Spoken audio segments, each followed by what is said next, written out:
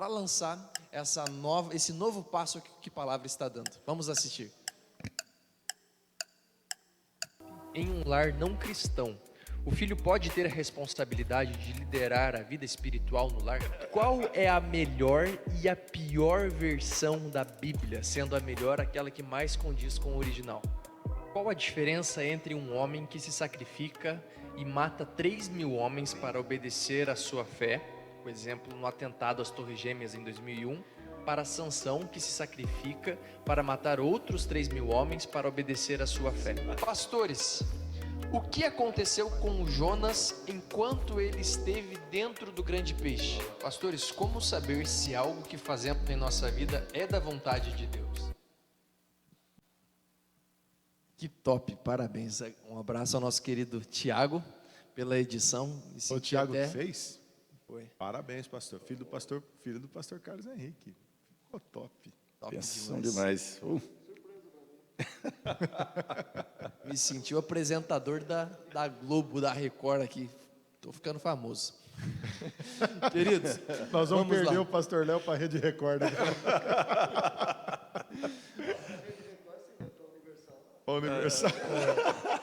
Não, tá repreendido em nome de Jesus. Se Deus quiser e o pastor Amaury quiser o conselho, eu vou ficar aqui com vocês um bom tempo, viu, queridos? Isso. Galera, queridos irmãos, vamos lá. Galera é no SOS. Então, ontem teve o culto de jovens, acabei. O culto de jovens, aí o galera tá no arquivo. Não mudei a chavinha aqui. Agora eu mudei. Queridos irmãos, perdão. Vamos lá. Quero começar com uma notícia. A nossa primeira notícia é a seguinte: igreja vira bar em protesto contra medidas de restrição do coronavírus. Os fiéis se posicionaram sentados em mesas colocadas no interior do templo e os pastores se transformaram em garçons, levando a Bíblia em bandejas para servir os clientes. Durante a pandemia nós vimos que várias igrejas fizeram de tudo. Ceia online, batismo online, igrejas oferecendo a cura do Covid, inclusive sendo investigadas pelo Ministério Público. Como a igreja pode ser igreja nesses dias? É fazendo o que a Bíblia manda a igreja fazer, sendo o que a Bíblia manda a igreja ser. O problema é, assim, a criatividade humana é algo fantástico, é algo, né, de fato, assim, sem limites, né? Mas nós precisamos entender que a criatividade, ela não pode ser solta, ela não pode ficar à vontade, né? Quando nossa confissão de fé, o próprio catecismo, né, vão falar sobre o mandamento de não criar ídolos, uma das coisas que ela vai tratar é exatamente sobre essa questão da criatividade humana. Criatividade humana é fantástica, mas ela precisa ser usada dentro de balizadores. Ela precisa ter muros, ter cercas, né? Ter limitadores, ter referenciais, porque senão a criatividade humana, ela pende para a criação do que é mal, pende para a criação do que é errado. Ela inventa formas de pecar. A criatividade humana, é por isso que quando você vai para o campo da sexualidade, para onde vai a criatividade? Daqui a pouco você tem pessoas com atração sexual para defunto, para animal, para árvore. Ou seja, isso é a criatividade humana. Nós fomos afetados pelo pecado. Como já falamos diversas vezes aqui, a depravação, a queda, atingiu tudo do ser humano. A criatividade é uma coisa boa, mas com a queda pode se tornar maligna e a criatividade pende para as coisas erradas. Então, algumas vezes nós vemos a criatividade humana tendo sacadas de coisas erradas e as pessoas não passam a ideia pelo crivo do certo e errado, segundo a Escritura, pelo certo e errado dentro de uma cosmovisão bíblica e já vão para executar a ideia. E depois acaba se complicando, né, porque não é bíblico. Então, em alguns aspectos, sim, a notícia aí, né, tem a ver com a Argentina e com o fato de que a permissão lá em algumas cidades é para que bares funcionem, mas proibiram igrejas de funcionar. Em função disso, a igreja né, uma igreja especificamente teve uma ideia, transformou a igreja em bar, né, e fez ali um culto em forma de boteco, de bar. Isso tem a ver, né, com a realidade, né, de que na Argentina, uma das grandes fontes de renda são exatamente os bares. O turismo, né, o bar, o bar com tango famoso argentino, né, ou o chorizo. Então, uma das grandes bases da economia, né, lá tem a ver com a movimentação dos bares. Aí o governo, por alguma razão, resolveu privilegiar bar, entendendo que não era um risco de contágio, e manteve a proibição de que as igrejas se reunissem, mesmo com todos os cuidados que a igreja poderia ter, como redução de pessoas, as medidas de higiene. Então, né, a igreja achou que devia protestar contra o governo, fazendo esse movimento ali. Olha lá a imagem, mostra a igreja parecendo um bar mesmo, né? Mas a igreja, né, ela tem que ter também cautela, cuidado até ao protestar, porque a tarefa da igreja não é comprar briga com o governo, comprar briga com a cidade, é ajudar a cidade a ser inteligente no ambiente da pandemia, né? E ninguém melhor do que a igreja para ser sábia, prudente e ajudar a cidade. Pode continuar falando? Bom, eu creio que a igreja ela deve ser igreja como ela é igreja em todos os tempos, né? Acho que a pandemia não muda nada. A pandemia só muda que as pessoas não estão aqui, mas isso não pode mudar nossas convicções, nossos princípios de fé, nossos valores, nossa ética, nossa moral, enfim, aquilo que nós somos. Nós temos norteadores, tanto bíblico quanto a nossa confissão de fé, nossos princípios de culto, que diz como a igreja deve proceder. E quando a gente vai para a confissão de fé, é bem sério, né? Tem uma frase que diz assim: é tão limitado, ou seja, Deus tem uma maneira de ser cultuado, de ser adorado, e é tão limitado à luz da sua palavra.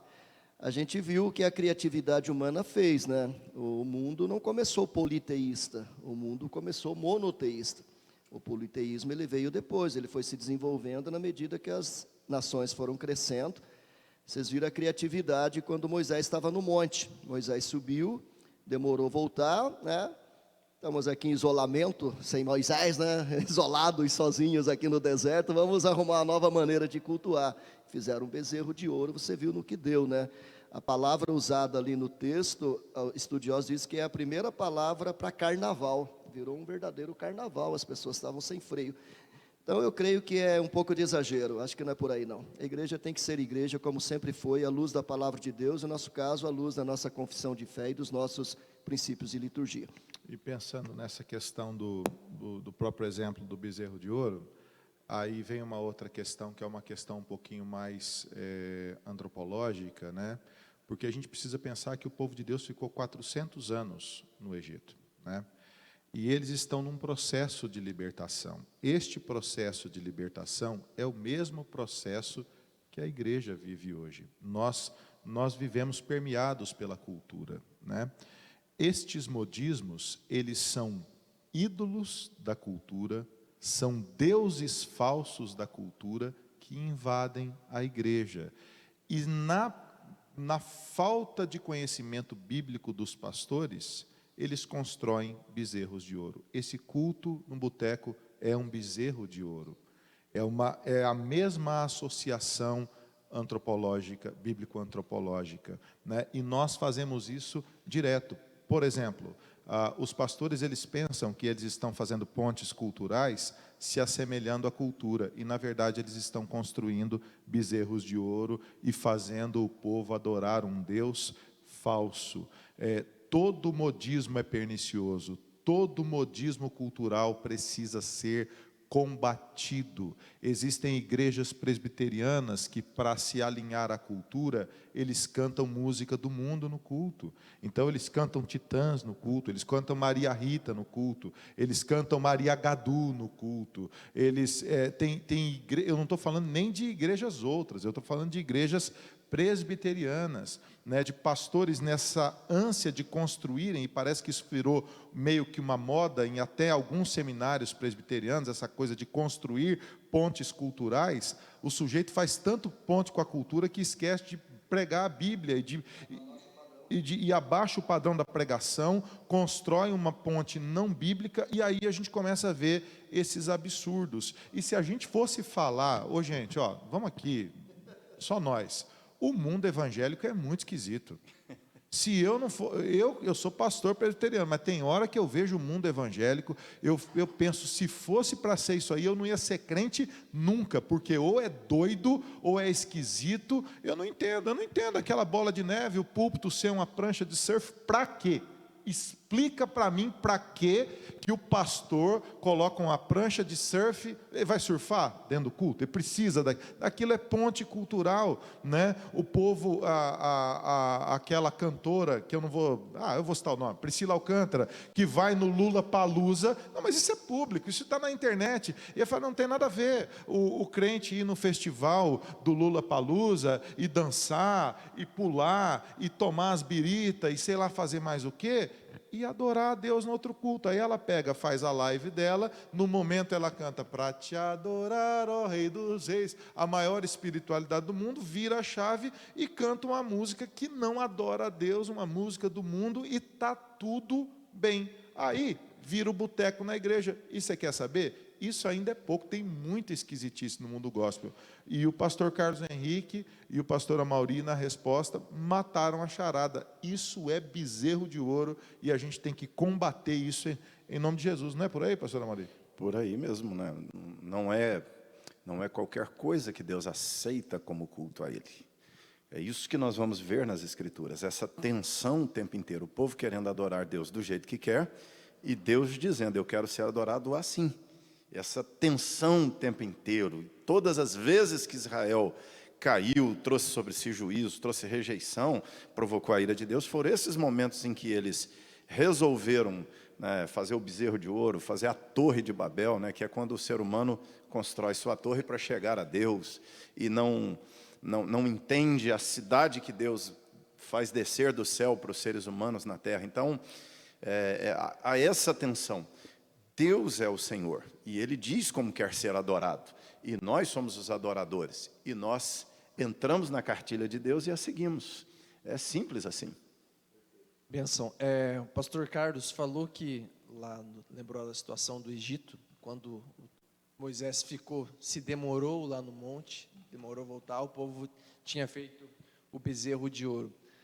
Com o passar do tempo, nós percebemos que a igreja tem essa tendência a se desviar dessa adoração instituída por Deus. A pergunta, então, é: como era na igreja primitiva, logo quando Jesus foi aos céus? Como funcionava? A igreja era uma igreja pura, uma igreja que era exatamente aquilo que Jesus queria para a sua igreja? Tinha padre, tinha pastor? Como era o louvor? Tinha bateria naquela época? A liturgia era como a nossa é hoje? Vou lá então. A gente olha um para o outro aqui. A pergunta é muito boa. Por educação, né? Por educação. Como era o culto cristão, né? Voltando aqui, o culto cristão, ele sempre foi um culto bíblico, como apontou o pastor Amauri, né? A nossa confissão de fé, ela imprime ali o princípio regulador do culto, que muitas pessoas entendem equivocadamente. Eles pensam que aquilo é o engessamento do culto e é uma preocupação excessiva com a forma, né? Hoje, principalmente nos círculos presbiterianos, o nosso maior conflito é com a forma do culto, né? Então, a gente discute muito a forma. Essa última parte da sua pergunta, pastor Léo. Pode bateria, não pode bateria, pode bater palma no culto, não pode bater palma no culto. Então, o princípio regulador, ele é um princípio, ele é um ponto de partida que está combatendo, a gente precisa olhar historicamente, ele está combatendo a missa católica. A missa católica tem como centro da missa não a palavra, o centro da missa é a Eucaristia, né? Ninguém nem lembra do que o padre pregou, porque geralmente eles nem pregam a Bíblia, né? O centro, eles vão construindo toda a missa, para que a missa chegue na Eucaristia, e eles creem que aquele pão e aquele vinho são o corpo de Cristo, né? Então eles comem daquilo, e isso é o centro do culto. O centro do culto cristão, né, o centro do culto reformado, buscando o entendimento bíblico, o ápice do culto é a pregação da palavra de Deus. Mas não qualquer pregação da palavra de Deus, a exposição das Escrituras, ok?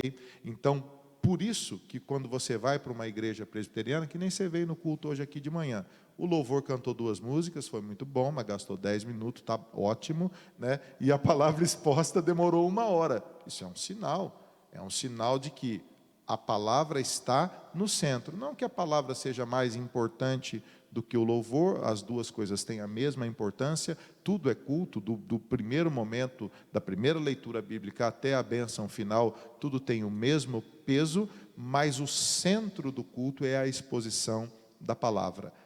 No Novo Testamento era a mesma coisa que acontecia.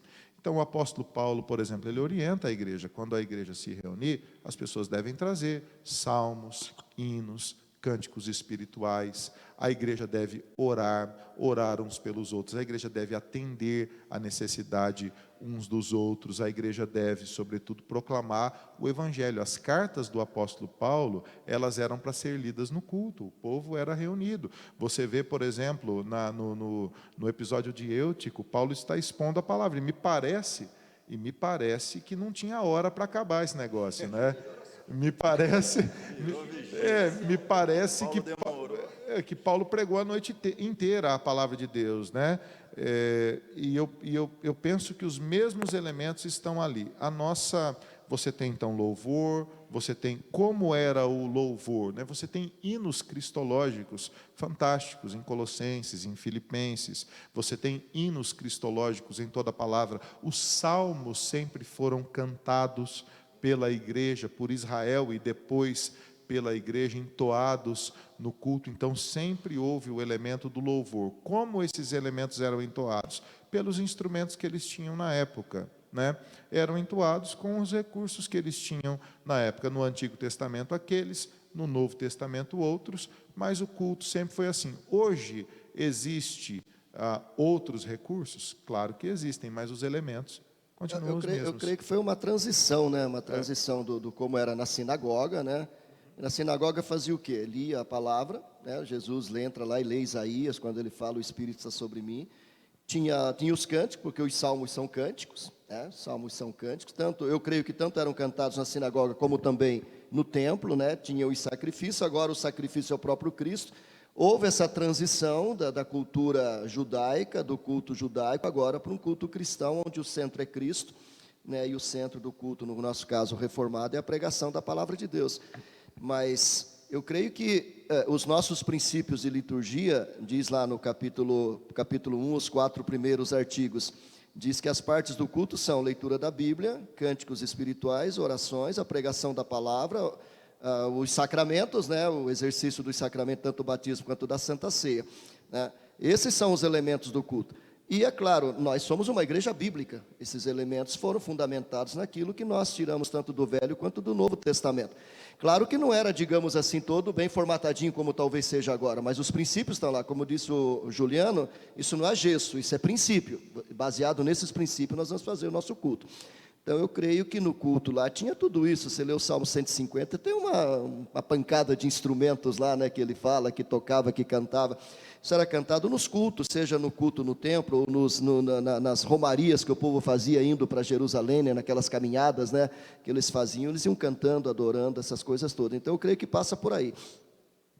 Não, assim, a gente vai olhar, né, na história da construção, tanto da igreja como do próprio culto, né, porque é tudo um processo. Uma das perguntas aí, né, pastor Juliano, pastor Carlos Henrique aqui colocaram muito bem já esses elementos do culto, essa prática do culto. Um dos aspectos da pergunta aqui também é se a igreja já era mais pura, se era perfeito, né? Na verdade, não. A igreja já nasce com problemas. A primeira igreja é Jesus com os 12. Um era traidor, um era meio fraco, deu uma deslizada. Os 11 dispersaram quando Jesus foi morto, né? A turma já disputava, né? Jesus chega uma vez e encontra os discípulos disputando ali quem sentaria mais perto de Jesus, quem era mais importante. Jesus chega e pega os discípulos discutindo quem é maior entre eles. A mãe do Tiago e do João, presidente da SAF, chega lá e fala assim: Senhor, quando o Senhor estiver na glória, põe um filho meu à tua esquerda, o outro à tua direita. Olha só a mãe, o que estava. Um vai ser pastor auxiliar. Isso com 12 membros. Né? Isso com 12 membros já tem problema. Ou seja, é gente, é ser humano, né? Nós temos problemas ali, os discípulos estão... E aí interessante, quando a mãe de Tiago e de João faz esse pedido a Jesus, gera problema, porque talvez a turma fala, não, esse lugar é meu, né? Fica com raiva. Alguém, essa cadeira é minha, peraí, que negócio de filho à direita aqui, nada. Né? Então, eu estou chateado aqui, que o pastor Carlos está à direita. Está à direita ali. Aí não. Então, assim, a gente já vai notar essas imaturidades, essas imperfeições, infantilidades do ser humano ali no corpo de discípulos de Jesus. Depois vem um Pentecoste, Jesus dá uma arranjada no coração deles, mas não resolve também todos os problemas. A igreja, logo no começo, nós vamos perceber o problema de Ananias e Safira, que mentem para se destacar, querem ser os membros que dão a maior oferta lá, que vendeu um lote e deu de oferta na igreja, eles querem aparecer, fazem isso para aparecer e não dão o dinheiro da venda do lote inteiro, mas dizem que deram. Então esse é o problema, não é não terem dado, é usar de mentira e aí morrem por isso. Nós vamos ter o problema em Atos 6 das viúvas helênicas sendo abandonadas na hora de servir, da assistência social. Aí elege diáconos para resolver o problema. Os apóstolos têm que se dedicar à palavra e ao ensino, e aí elegem diáconos para cuidar da assistência social. Ou seja, isso é a igreja resolvendo problemas. Imaginou, na hora de servir, a viúva é judaica, então é de raiz judaica, serve primeiro. Essa aqui é meio grega, deixa para lá. Isso na igreja primitiva. E temos o problema de heresias. As cartas são escritas para combater heresias.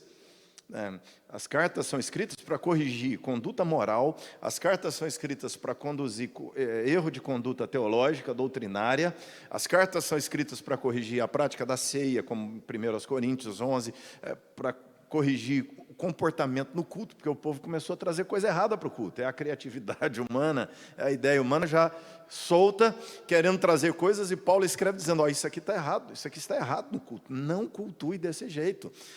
Aqui você tem correção, né, do que deve ser feito, praticado na vida cristã e no culto cristão. Então, a igreja tem problemas, tem heresias querendo entrar o tempo inteiro, e a caminhada da igreja ao longo da história foi essa, lutando contra heresias que querem entrar, lutando contra práticas mundanas que querem entrar, lutando contra a cultura que quer infiltrar na igreja. Satanás basicamente fez duas coisas: perseguição, atacando, matando, prendendo, proibindo e impondo regras. O Império Romano fez isso, a imposição judaica por vezes tentou pressionar a igreja, e ao longo da história a cultura tentou pressionar a igreja. Ou por infiltração. Satanás, quando não consegue proibir, quando não consegue pressionar, intimidar, matando, prendendo, o que ele faz? Planta uma semente dentro da igreja. O Judas fala sobre isso, né? Ou seja, ele infiltra. E ali dentro, um pastor começa a ensinar uma coisa contra a Bíblia. Um mestre começa a ensinar. Uma musicazinha começa a cantar uma coisa antibíblica no meio da igreja. E aí vai devagarzinho tirando a igreja do trilho. Por isso, por vezes, a igreja saiu e teve que voltar. Então, essa é a tensão ao longo da história da igreja. Permanecer fiel e não se desviar. Nós, como já dissemos, estamos nessa manhã estudando o Catecismo Maior de Westminster. Você tem o acesso, queridos, está disponível, você pode colocar no Google Catecismo Maior de Westminster, você vai ter acesso a esse documento. Nós estamos na pergunta 61, e ela diz assim: serão salvos todos os que ouvem o Evangelho e pertencem à igreja? A resposta que eles propõem é a seguinte: nem todos os que ouvem o Evangelho e pertencem à igreja visível serão salvos, mas unicamente aqueles que são membros verdadeiros da igreja invisível. Pastor, essa é uma indireta a 500 anos atrás aos desigrejados? essa pergunta, né, ela tem a ver, o contexto dela ali, é que a Igreja Católica Romana dizia que para você ser salvo, você tinha que ser da Igreja Católica. Ao ser batizado na Igreja Católica, inclusive o batismo, ele tem esse efeito, esse poder sobre o indivíduo, né? Ou seja, ele deixa de ser pagão, né? Daí a roupinha de criança até hoje, né? Quando o menino é bem novinho, aquela primeira roupinha que você coloca no bebê chama pagãozinho, que é o menino antes do batismo. Ele veste a roupa, é a roupa que a criança vestia antes do batismo, era chamado pagãozinho, porque ele era um pagãozinho. Ao ser batizado, deixava de ser pagão. E aí, né, já é parte da igreja. Não é isso, né? A Igreja Católica fazia uma confusão entre você ser membro da igreja visível, estar salvo, e você ser membro da igreja invisível. Por isso, logo no princípio, os reformadores disseram, olha, o que me faz ser salvo não é ser batizado na igreja, ser membro da igreja visível. Eu ouvi o evangelho, concordei com ele e fui batizado na igreja. Não, a pergunta é, você nasceu de novo, foi regenerado, você converteu de verdade? O que faz alguém parte da igreja invisível de Jesus é ser regenerado, é nascer de novo, é ter o verdadeiro encontro com Cristo Jesus. Não é a igreja visível que me torna salvo, é a igreja invisível. E é interessante aqui a ordem inversa, que é, ser parte da igreja invisível me levará a querer ser parte da igreja visível de Cristo Jesus. Então, ao nascer de novo, eu quero ser igreja. Eu sou igreja de Jesus, invisível. Então, eu quero fazer parte. Cadê a igreja visível de Jesus na terra? Eu vou encontrar um grupo de pessoas que se pareça o máximo possível com essa igreja invisível, eu vou fazer parte dele, vou trabalhar para ele, nele, vou trabalhar para a igreja, vou trabalhar para o reino, vou trabalhar para Jesus a partir dali. Né? O evangelho me leva à igreja. Quando o sujeito diz, eu não preciso da igreja para crer no evangelho, é verdade. Mas por crer no evangelho eu preciso da igreja. Por crer no evangelho eu serei arremetido para a igreja. Eu vou encontrar aqui uma igreja. Eu vou encontrar aqui uma igreja perfeita? Não. Mas eu vou trabalhar, e aí o termo na reforma era igreja mais pura e igreja menos pura. Não era igreja perfeita. Eu vou procurar uma igreja mais pura para servir nela. Ela é totalmente pura? Não. Mas ela é o mais pura que ela consegue ser, e ela vai se purificando, né, pela pregação, e meu esforço estando nela é exatamente para ajudá-la a ser pura. E se eu não conseguir isso, se eu percebo que ela está se dissociando da palavra, aí eu vou procurar uma outra que quer se esforçar para ser bíblica, né? Então, esse é o conceito. Igreja mais pura, igreja menos pura, igreja visível. A igreja invisível, que é a igreja soma dos verdadeiramente salvos, ela é pura, perfeita, completa. Jesus é o pastor dela nem é o Mauri, nem é o Juliano, nem é o Carlos Henrique, o Léo. O pastor dela é Jesus, ele não terceirizou o pastorado dela para ninguém. Na verdade, lá nessa, todos nós somos ovelhas e Jesus é o pastor supremo. Tem assim, eu fico vendo aqui o pastor Amauri responder, duas coisas que eu admiro muito no pastor Amauri. Primeiro, que o raciocínio é muito rápido, né, e muito reformado, né? Parece que tem uma sedimentação bíblico-reformada, que ele vai entregando a doutrina em ordem, né? Uma coisa fantástica, ele não está lendo nada aqui, né? Então, isso é fenomenal. Quem cunhou, estava pensando aqui, né, eu quero ampliar um pouco tecnicamente essa resposta também, pastor. Quem cunhou o termo igreja visível e invisível foi Agostinho, né? Foi Agostinho de Hipona que cunha o termo igreja visível e invisível, né? O presbítero Luiz Fernando fica falando que eu fico citando latim aqui, então lá vai, né? Você tem o Corpus Christi, que é o corpo de Cristo, e o Corpus Permixtum, que é o corpo misto de Cristo, né? E uma coisa que as pessoas não entendem, né? E é assim que Agostinho desenhou a igreja visível e invisível. Imagine dois círculos. No círculo exterior está a igreja visível, ok? Esta é a igreja mensurável, rol de membros, denominação, pastor, organização, organismo, sacramento. Esta é a igreja visível. Por isso que a reforma foi uma redescoberta das Escrituras. O que a Igreja Católica falava? Que só nesta igreja, nesse Corpus Christi, é que estava a salvação. Por isso que começaram a vender indulgência, por isso que os padres determinavam quem era salvo e quem não era, por isso que os bebês eram pagãos até o batismo, por isso que até hoje não tem conversão na Igreja Católica. Como é que você veio a Cristo? Você veio a Cristo pelo batismo, é o batismo que diz, né?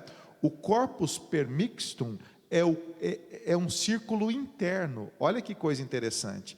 Às vezes a gente fala assim, igreja invisível, você pensa num negócio etéreo que ninguém está vendo. Não, a igreja invisível, na verdade, ela está dentro da igreja visível, né? E o único papel da igreja invisível é tornar a igreja visível, visível.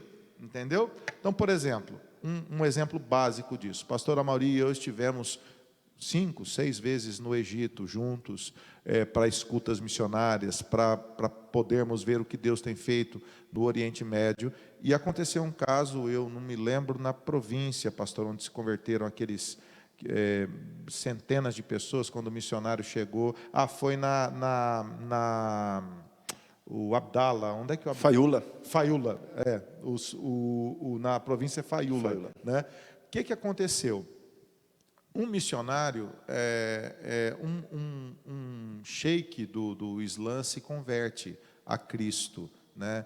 Assim, sem explicação humana lógica possível, ele crê em Cristo pelo poder da palavra de Deus, ele discipula outro com o conhecimento mínimo da palavra de Deus, e quando eles percebem... Eles resolveram estudar a Bíblia para combater.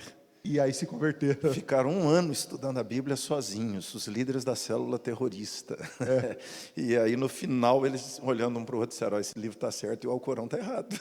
E eles creem em Cristo. Só que junto com eles, centenas de pessoas, né, pastor? Centenas de pessoas.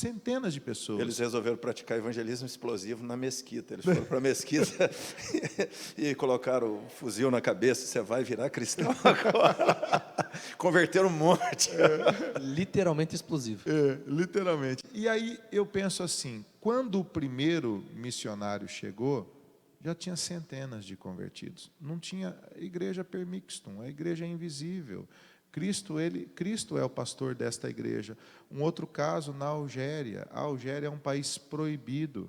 E o nosso amigo Salah, ele tem, assim, pregando nas florestas, milhares de pessoas convertidas que não conta em estatística nenhuma. Esta igreja invisível, ela está dentro da igreja visível. Agora, o contrário também é perigoso e verdadeiro, porque tem muita gente que faz parte da igreja visível que não é salvo. A gente não precisa ficar separando joio de trigo, isso é papel do Senhor, mas que tem muito crente nominal, que é batizado, que toma ceia, que dá dízimo, e que não é crente coisa nenhuma, e que não é eleito coisa nenhuma, isso também é verdade. Mas a gente precisa, essa é uma reflexão muito profunda, e que eu não sei quanto a você, pastor Amaury, pastor Carlos, mas esse paradoxo do Corpus Christi e do Corpus Permixtum, ele me humilha muito, né?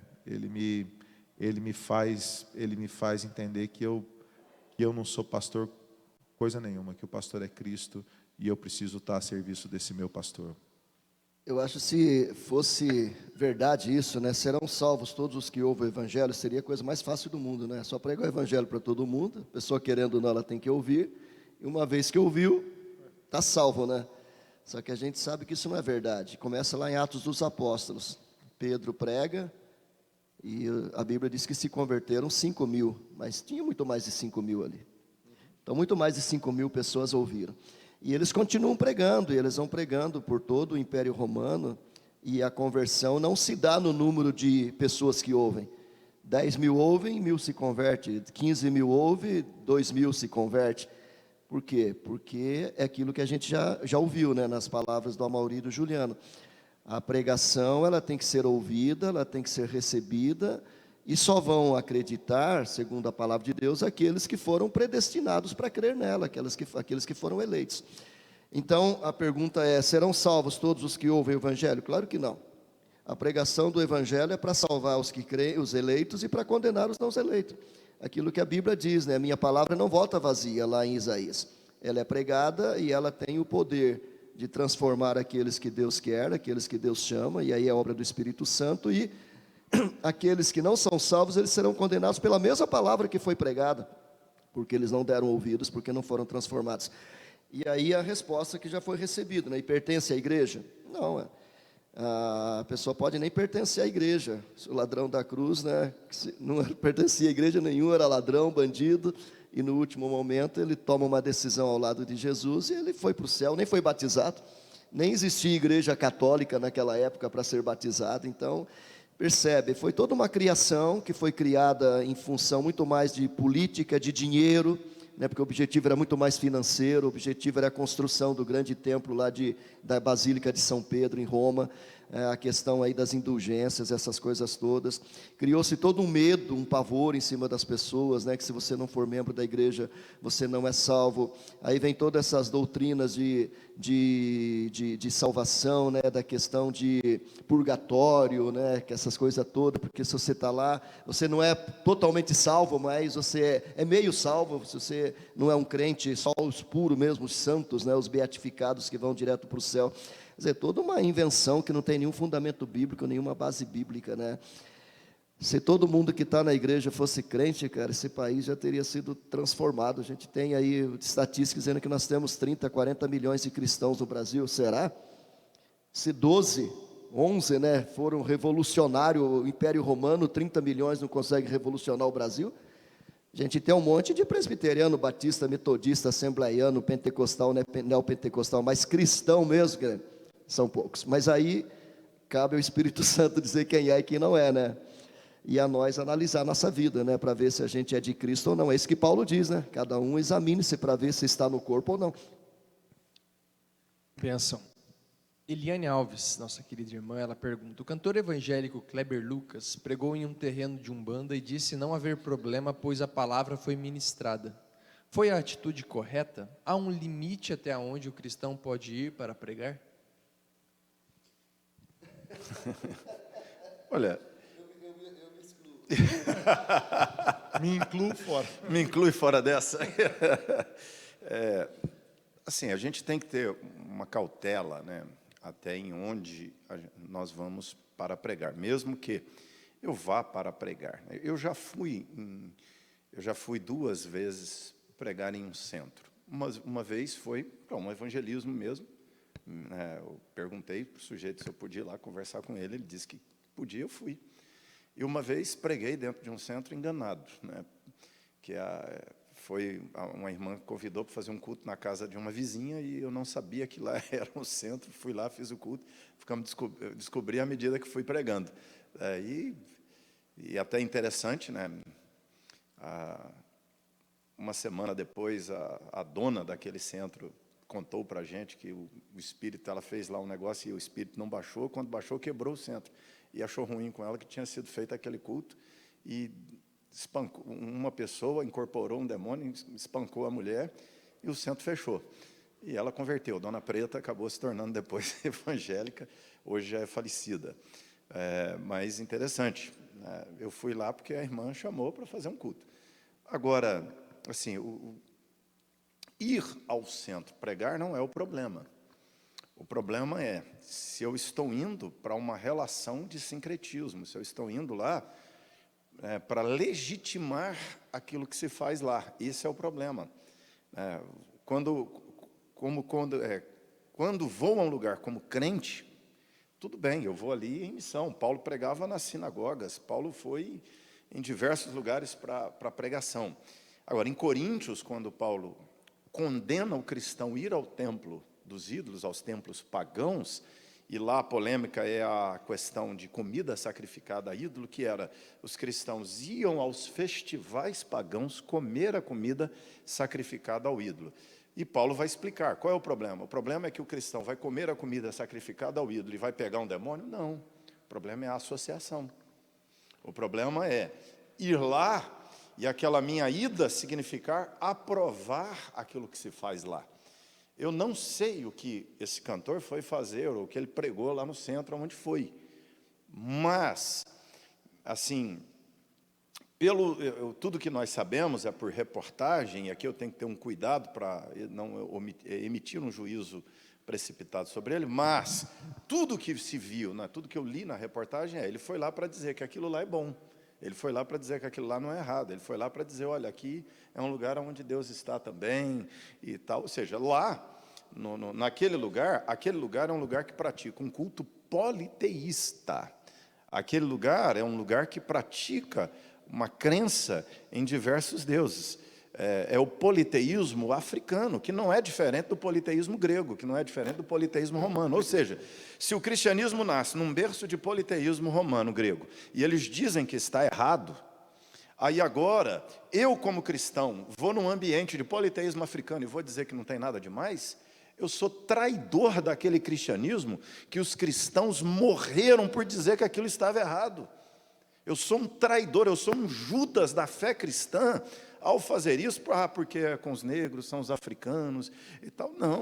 Não é racismo, não é questão de racismo, não é questão não, o politeísmo dos brancos romanos estava errado, e o politeísmo dos negros africanos está errado, o politeísmo dos índios brasileiros está errado, o politeísmo dos celtas europeus do olho azul é paganismo, é errado, não interessa a cor do sujeito que cultua, está errado contra a palavra de Deus. Se eu for lá para dizer isso para eles, missionário, Deus abençoe nosso amado cantor, mas se ele foi lá para a associação, apostatou da fé.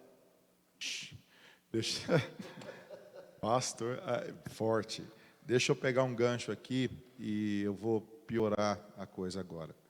Porque assim, pegar uma outra parte da pergunta, pastor, até onde um crente deve ir? Até onde um crente deve ir? O pastor Amauri falou uma coisa aqui que remeteu aos cultos pagãos da época da fundação da igreja primitiva.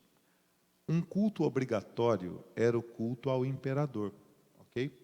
O culto ao imperador, ele tinha 3 partes, tá? Era um culto anual, o Império Romano, a Pax Romana, permitia que você tivesse qualquer religião que fosse, não era importante para ele, desde que você pagasse impostos, mas uma vez por ano, principalmente imperadores vaidosos como Adriano, Domiciano e outros, eles exigiam a preço da morte da pessoa, que a pessoa participasse do culto ao imperador.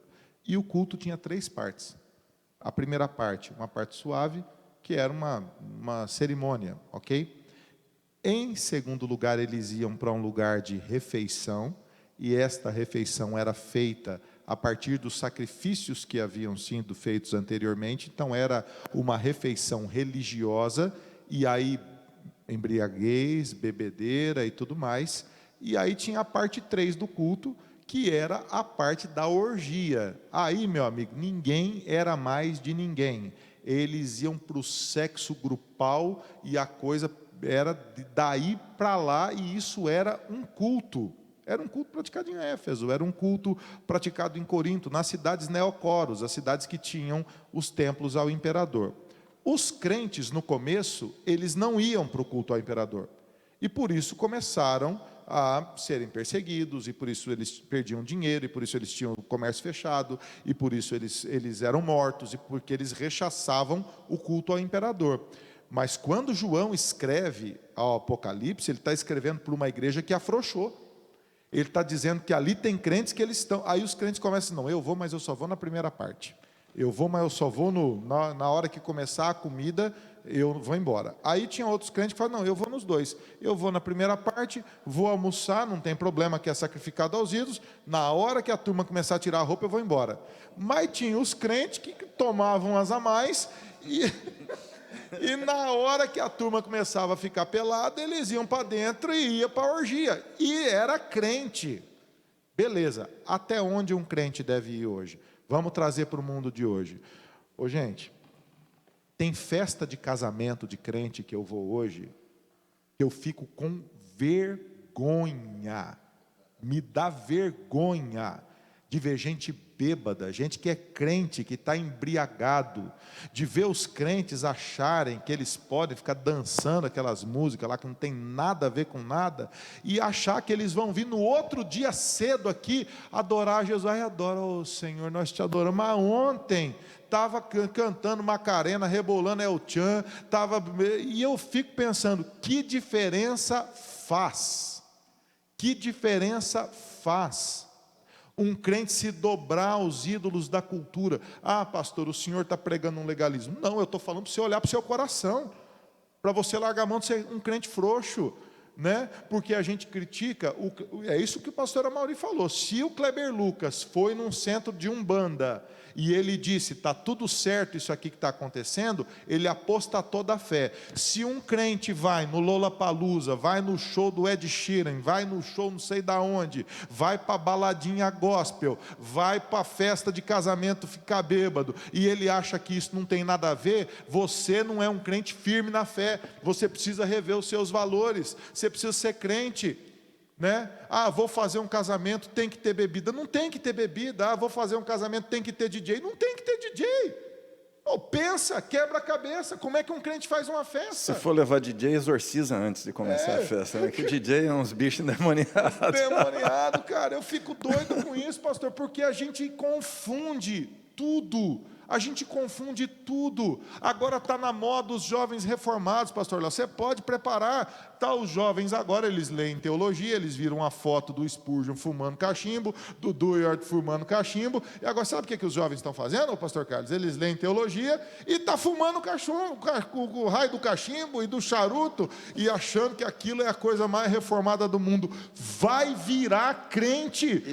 E faz tudo em nome de Deus ainda. Não, em nome de Deus, e achando e aí eu fico pensando, ah tá, ô pastor Juliano, você é legalista? Eu sou. Não, eu não sou legalista. Mas eu preciso ter uma lógica bíblica. Eu acho que crente, às vezes, perdão da palavra, mas é agir com muita falta de sensibilidade. Eu tive no início do ministério uma situação assim. Tinha uma pessoa que dizia que ia evangelizar na casa da luz vermelha. Sabe aquela casa da...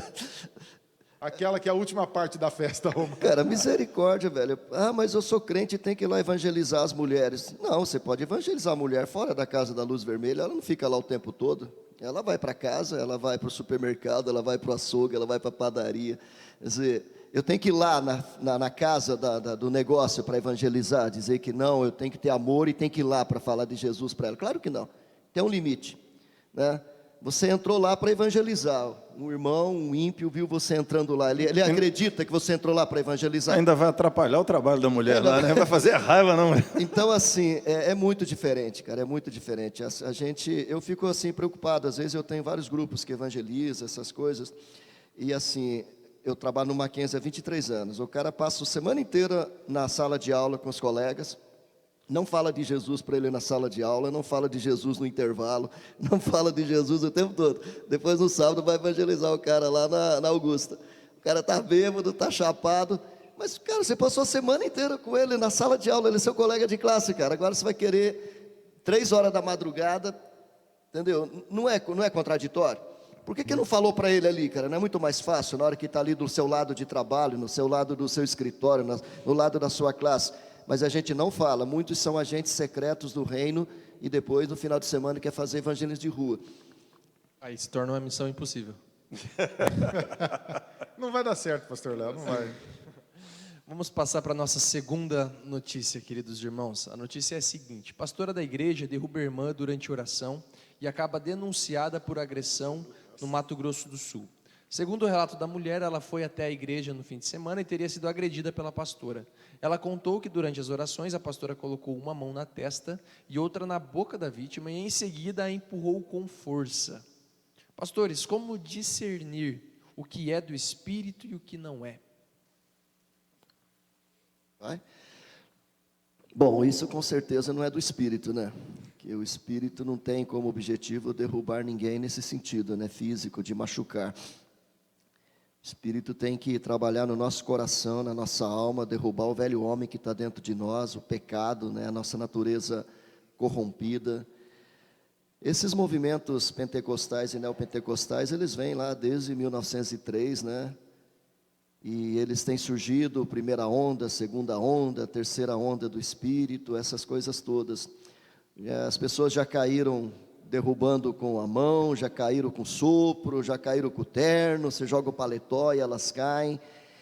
Mas na verdade tudo isso não passa do quê? De emocionalismo. É um emocionalismo, a pessoa entra naquela vibe, como se estivesse numa boate, numa discoteca, vira aquela... Eu vejo muito disso lá no Mackenzie, sabe? Alguns encontros que tem lá na capela, cara, negócio, apaga a luz, deixa a luz escurinha e começa a falar, e cria aquele clima. A pessoa cai mesmo, velho. Cai mesmo, tenha certeza. Pode ser certeza que vai cair. Não precisa nem empurrar. Nem empurra. Então, não é por aí. A obra do Espírito Santo, ela tem a ver com mudança de vida, mudança de caráter. Uma pessoa transformada pelo Espírito Santo, ela se transforma um novo homem, uma nova mulher, muda suas atitudes, muda a postura. Eu tenho visto muita gente cair em culto, que durante a semana é um péssimo filho, é um péssimo marido, é uma péssima esposa, é um péssimo aluno na escola, é um péssimo patrão. O que adiantou, cara? O cara vem aqui, cai no espírito, aquela coisa toda, né? Chora, e quando sai da porta para fora, não tem um pingo de testemunho. Eu ouvi uma palestra uma vez, acho que foi em 1993, num congresso da Vinde aqui em Serra Negra, naqueles congressos de casais. Eu não era nascido ainda, acho que não. Ah, com certeza, você não era. E eu e Renata viemos, a gente era casadinho de novo, nós viemos naquele encontro, tinha umas 3 ou 4 mil pessoas, quando o Caio Fábio ainda era forte, né, graças a tempo bom aquele.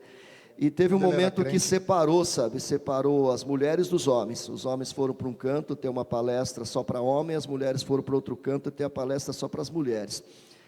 E aí as mulheres mandavam perguntas para o pastor que estava dando palestra para os homens mandavam perguntas para a pessoa que dava palestra para a mulher, para discutir. Eu me lembro de uma coisa que me impactou muito.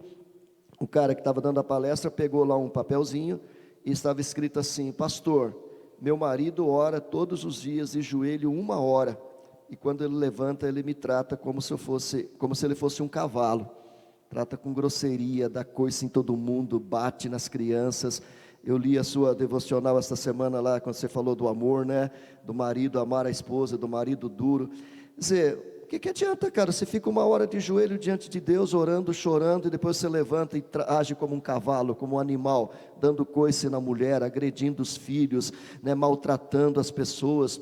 Eu já tive diretor no Mackenzie, presbítero, entendeu? Grosso, estúpido, que não cumprimenta uma pessoa, que pediu para um segurança ser tirado de um setor. Vocês sabem quem é o segurança, porque ele é carismático, ele cumprimenta todo mundo, e o diretor chegou, ele cumprimentou, ele falou: tira daqui que eu não quero esse cara me cumprimentando. E no domingo vai na igreja dar aula, falar de amor, falar de graça. Onde que tem cristianismo nisso tudo, cara?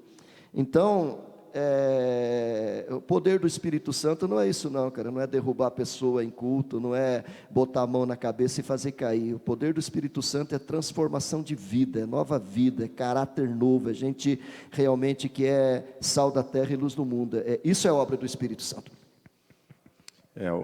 Assim, a cena ali é pitoresca, né? Assim, a situação é trágica e pitoresca ao mesmo tempo, né? Que é surreal, né? Porque assim, há um erro, um equívoco, né, da pessoa ao fazer o que fez. Ou seja, não sei se alguém que foi à igreja com má intenção e sai dali para aproveitar e fazer uma denúncia dessas, né? Não sei até que ponto ela caiu, machucou e saiu revoltada. Ou seja, não precisaria, né, envolver polícia, de fato, num fato desses. E também tem ali o equívoco teológico, né? Tem o equívoco comportamental, de revolta contra a igreja, de raiva da igreja, tem um espírito aí de perseguição, sei lá qual é a formação dessa pessoa. E ao ir à polícia, está agindo também, de certa forma, com má fé.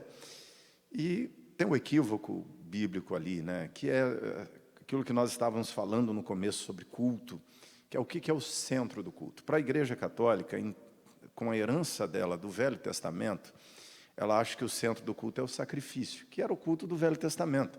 Basicamente, o ápice do culto do Velho Testamento era o animalzinho sendo oferecido no altar, o sangue derramado sendo aspergido sobre as pessoas, né, para a purificação dos pecados. O centro do culto era esse. esse culto, ele apontava para a vinda de Jesus. Quando Cristo veio, ele cumpriu o sacrifício. Então, o centro do culto não é mais o sacrifício, porque o sacrifício já foi feito. Agora é Cristo vivo, ressurreto, né? O culto, até interessante, né?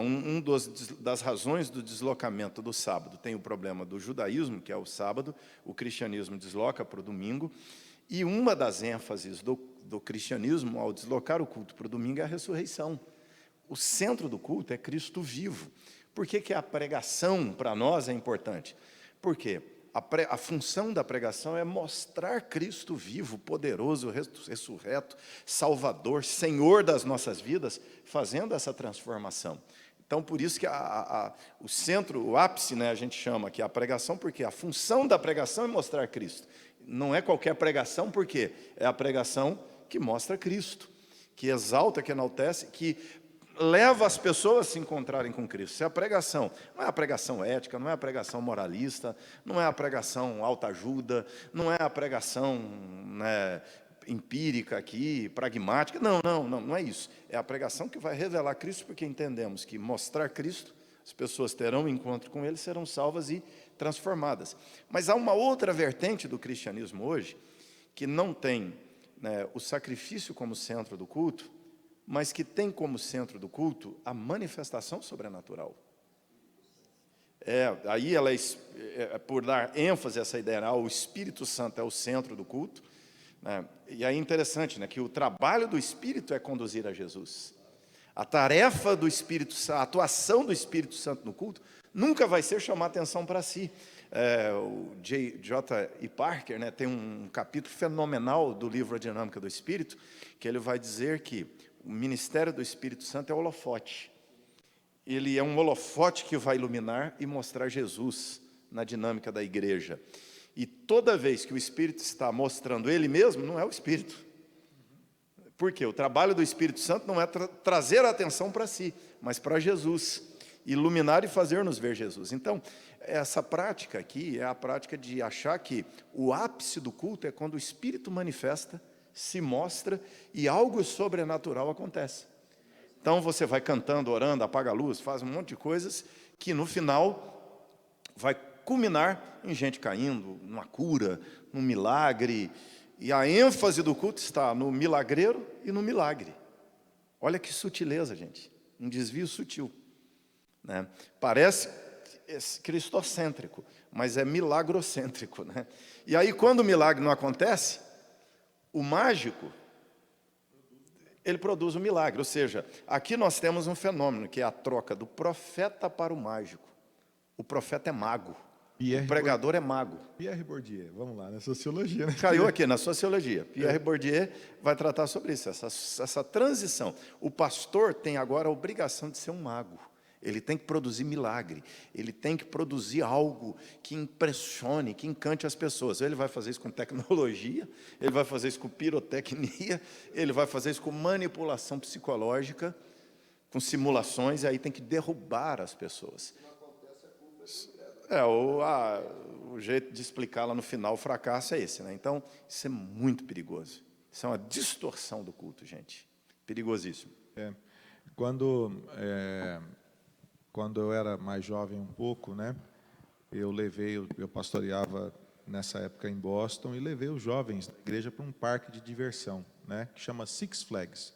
E o Six Flags é famoso porque ele tem as maiores montanhas russas do mundo. E aí eu sempre fui medroso. Eu tenho medo de descer essa escada de 3 degraus aqui. Eu não gosto muito de altura, né? Mas eu fui na fila e fui para a montanha-russa, porque afinal estava conduzindo o grupo, e eu fui na montanha-russa, pastor Amaury, que saía a 200 e poucos por hora e dava a volta e vinha aquele negócio. Umas 5 vezes eu entreguei minha vida para Jesus naquela montanha-russa. Falei, eu morri. Quando terminou a montanha-russa, eu estava tão apavorado, eu estava com 30 adolescentes. Pastor Léo, eu reuni os 30 adolescentes, eu falei, vocês tentam não morrer no parque, vai aí, passeia, nós vamos encontrar aqui às 5 da tarde, eu preciso deitar. Eu fiquei igual aquela música, né? Eu deitei no banco da praça e eu passei o dia deitado, passando mal por causa daquela experiência, ok? que acontece? Os parques de diversão, o mundo hoje, ele é voltado para a experiência, ok? Então o sujeito ele vai num culto desse aqui porque ele vai consumir a experiência, ele quer consumir a experiência. Hoje é tudo muito sensorial, né? Você pega aquele negócio do Descende que aconteceu agora, é totalmente sensorial, é o tempo todo gerando sentimentos nas pessoas, né? Você vê hoje, né, as pessoas buscando em tudo na vida consumirem uma experiência, só que o culto não é uma experiência, né? O culto, se você sai do culto e fala, hoje eu gostei do culto, quem disse que você tem que gostar do culto? Não né? foi para você, né? Não foi para você, ué. Você acha que eu estou preocupado? Você acha que eu estou preocupado, né? De que, né? Às vezes as pessoas falam assim, ô pastor, eu gosto, né? Eu sou meio vaidoso, né? Aí então a pessoa fala assim, ô pastor, que palavra hoje, mas eu treino meu coração para nunca dizer outra coisa senão glórias sejam dadas ao nome do Senhor, aleluia, que Deus seja louvado, porque eu não estou nem aí para a reação das pessoas. Para mim, não. Eu quero que as pessoas, o culto é para uma coisa, para glorificar a Deus e gerar arrependimento e adoração no coração do povo. Agora, se você veio aqui, se você gostou, se você não gostou, o pessoal fala, não, essa parede é muito branca, e daí? E daí, né? Mas a gente podia ter e daí, né? Ou senão nós vamos virar o quê? Uma Hillsong, então. Nós vamos fazer uma boate, e aí apaga a luz e fica piscando aquele negócio, e o povo vai para consumir a experiência. É isso que nós vamos fazer. Ouça as músicas de louvor hoje. Outro dia minha filha me mostrou uma música de louvor, pastor Mauri, parece um mantra. Mas é isso mesmo, é mantra, ela cara. vai... E aí eu falei... É conduzido, tem um cara na frente vai conduzindo, 10 minutos, 15 minutos. Rapaz, eu tive umas vigílias no Mackenzie, que eu levei umas bandas lá, que os caras tocavam 40 minutos uma música. E vai. Deus amado, cara, a hora que acabava, eu falava, glória a Deus, nunca mais você volta aqui, velho. Tem vez, Sério, né, é terrível, velho. E nós podemos observar em alguns lugares as pessoas adotando técnica de programação neurolinguística. Né? Elas estão usando PNL para provocar experiência, para provocar sensações. O problema disso é legal, a gente vem aqui e sai no ápice da sensação. Né? Tem dois problemas. Um é, o limiar do prazer vai subindo. Aí aquilo, depois de um tempo, não satisfaz mais. Isso é vício. O segundo problema, isso não transforma a vida de ninguém. É como o pastor Carlos falou aqui há pouco, o sujeito ora uma hora, levanta e bate na mulher. Ou seja, ele nem pode orar pedindo a Deus forças, ele tem que orar uma hora pedindo sabedoria, né? Porque se ele pedir força, ele mata a mulher. Então, Deus não pode nem dar força para ele. Ele tem que orar uma hora pedindo sabedoria ali, né? Ou seja, não é isso. Ou seja, a ideia, o culto, ele não é montado para isso. O culto, eu tenho que sair daqui mais crente, eu tenho que sair daqui mais santo, eu tenho que sair daqui mais humano, eu tenho que sair daqui mais parecido com Jesus.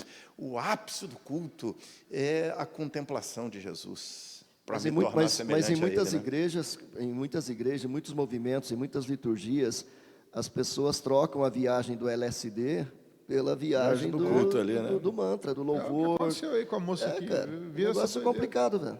E tem outra, tem culto, agora eu vou falar uma coisa assim, que para mim é muito verdade, tem culto que coloca a gente em crise, tem pregação que me coloca em crise, que eu saio daqui e falo, meu Deus, preciso me arrepender, e tem coisa que não resolve aqui, que eu vou ter que ouvir aquela, tem pregação que eu ouvi de novo, e pensei de novo, e anotei o que eu tinha que mudar, e tive que sentar com a minha esposa, falei, meu bem, esse negócio, porque o culto me colocou em crise, né? O culto, esse negócio da pessoa fala assim, é hoje, isso é ansiedade, né? É hoje aqui, ó, hoje Deus vai fazer um negócio fantástico. Eles marcam a segunda da bênção, a terça do milagre, a quarta do não sei o quê, a quinta da pirueta, a sexta do empurra-empurra, e aí vai esse negócio, e o dia dos empresários, e o dia da prosperidade. Eu disse, é tudo mentira. Isso eu vou falar para Deus então? Eu que falo, Deus, hoje o Senhor vai curar, vamos ver aqui, o que o Senhor cura hoje? paralíticos. Pode trazer os paralíticos, que hoje Deus está no dia de curar.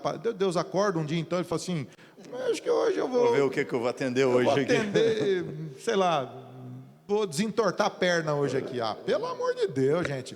A gente vai parar onde com Hoje isso? é ortopedia, vamos lá. O culto, o centro do culto é a palavra, é a glória de Deus. E o crente se encontra aí. Por que, por exemplo, o Jó, né? Tinha sofrido, tinha perdido tudo, estava doente, aquela confusão, e o livro inteiro de Jó é uma confusão. Quando Deus vai falar com Jó no capítulo 38, Deus é psicólogo ali? Deus falou, ô Jó, está sofrendo, hein? Jó, mas hoje eu tenho uma palavra para você. Jó, hoje... Rapaz, Deus, ele desfila a glória dele na frente de Jó, é só burdoada, é só burdoada, é só burdoada. E no final, Jó, Senhor, eu vi a tua glória, e isso transformou a minha vida. Te conhecia de ouvir falar, agora meus olhos te veem. Mas é essa questão de abaixar o nível, cara. Infelizmente, para fazer essa transição cultural, a gente abaixa o nível. Eu acho fantástico aquela passagem lá do rico, acho que é o Tim Keller que fala isso, né? Que Jesus não abaixa o nível. Né? Ele fala assim, ele vem, né, vende tudo que tens, vem e segue-me. E ele vai embora porque ele é dono de muitas propriedades. Aí o cara diz, não, se fosse um dinário, eu falei, calma aí, rapaz, não é bem assim, volta aqui, vamos conversar. Me dá o dízimo. Não, vamos conversar, não é desse jeito. Me dá o dízimo. Jesus não, Jesus fica triste, mas ele vai embora. Jesus não abaixa o nível. O nível é esse, cara. Ou você entra por aqui ou já era. E nós não, cara, a gente sempre quer dar uma quebradinha e não é por aí. Bíblia é Bíblia, Evangelho é Evangelho, culto é culto e a gente tem que manter o padrão. E outra coisa, eu fico pensando, né, e isso é outro fator, eu acho que o pastor Léo quer acabar o programa, mas esse assunto é bom, ele é quente, porque aqui, ó, por exemplo, né, duas pessoas que têm muito problema para converter, rico e famoso. Gente rica, o cara que é rico, e o famoso. Por quê? Porque eles encontram hoje o pastor que gosta de gente rica e gosta de gente famosa. Entendeu? E aí você vê esse tanto de esquisitice na igreja brasileira, né, de todo mundo ser evangélico. O cara não tem transformação de vida, não tem mudança de vida, ele continua sendo um rico desonesto, ele não é mudado, porque tem falso pastor pregando um evangelho falso e dizendo, pode continuar, continua sendo assim porque Jesus te ama, você é tão maravilhoso, está cheio de jogador de futebol, e pastor usa muito isso hoje, pega o pastor de futebol, põe do lado dele, bomba a rede social dele, e aí fica dizendo, esse aqui é meu melhor amigo, tirando foto junto, indo viajar junto, e não sei o que lá, e o cara continua sendo um safado, e não tem a vida transformada, e não tem a vida mudada, porque não há confrontação. É isso que você falou, pastor Carlos, o evangelho não baixa o nível. Quer ser crente? Você quer ser crente de verdade? Começa se arrependendo, começa por aí, né? Essa igreja não vende a indulgência, né? Vende o próprio pastor. O pastor se vende... O pastor exatamente, vira o... Personal pastor. Está cheio disso. Vende mais do que... Vende dureza isso. Queridos, nós estamos chegando ao fim do nosso programa. E antes de terminar, eu quero salientar uma coisa. Todas as perguntas que são feitas aqui, eu passo, no mínimo, 5 minutos antes para os nossos pastores. Os nossos pastores, então, vocês percebem como são bênção de Jesus para as nossas vidas. Essas perguntas aqui são extremamente profundas, perguntas que demandam muito estudo, mas graças a Deus os nossos pastores têm sido bênção para todos nós que temos acompanhado. Quero agradecer a sua participação, a sua presença, a sua audiência, que Jesus esteja abençoando a sua casa neste dia. Muito obrigado mais uma vez por nos acompanhar. Quero pedir mais uma vez que você se inscreva no nosso novo canal do Que Palavra. O link será postado agora no nosso chat, você pode clicar ali, se inscrever. Eu estava olhando ali, a gente já está quase batendo 100 inscritos. Faça isso, nos ajude, que você seja bênção, tanto para as pessoas que estão no seu convívio, como também daquelas que estão no seu convívio digital. Que Jesus abençoe a sua casa. Eu sou o pastor Léo, você pode me encontrar nas redes sociais como Leonardo Tobias. Que Jesus te abençoe. Querido, eu quero agradecer muito a sua audiência. Vamos nesse negócio de 1000 inscritos essa semana? 1000 inscritos no Que Palavra essa semana. Eu vou ajudar lá no meu Instagram, no Facebook, onde for. Vamos bombar isso aí, vamos para frente. Vai lá no Instagram e me segue, Juliano Sócio. Se você não está me seguindo agora, Está perdendo lá. Você pode fazer pergunta a gente fazendo pergunta lá para mim também. Vamos que vamos, siga as nossas redes. A gente quer continuar esse papo por lá, tá bom? Bom macarrão com frango aí, ó. Deus abençoe, bom domingo. Agradecer a presença de todos também, que nos assistiram, que nos ouviram. É sempre uma alegria. A gente faz isso com temor e tremor, não é fácil. Não é fácil emitir opinião, mas a gente faz isso diante de Deus. Como a gente falou aqui, o nosso objetivo não é agradar ninguém. E também não é acusar ninguém, né? E nem magoar ninguém. O objetivo é falar a verdade à luz da palavra de Deus, à luz daquilo que a gente acredita, daquilo que a gente prega. Hoje à tarde, se Deus quiser, eu vou estar viajando lá para casa do meu pai. Devo passar hoje e amanhã lá com ele. Tem que voltar amanhã à noite, que terça-feira tem trabalho. E queria pedir que os irmãos orassem então por mim, por minha viagem. Se tiver, eu trago uns ovinhos para vocês. Vem caipira. Me siga também, meu Instagram é Carlos Henrique, pode procurar lá, acho que é carlos.ahenrique, um negócio assim, o Tiago que fez eu nem sei, mas está lá. E é sempre uma alegria estar com os irmãos. Deus abençoe a todos. Queridos, Deus abençoe, muito obrigado por mais uma vez ficar conosco aqui pela manhã. E nosso desejo, anseio é que tenha sido proveitoso, edificante para você, e suas perguntas nos impulsionam, nos ajudam. Então, contamos com você sempre aí, participando do Que Palavra. E semana, missão Que Palavra, nos ajude a elevar aí os inscritos no canal.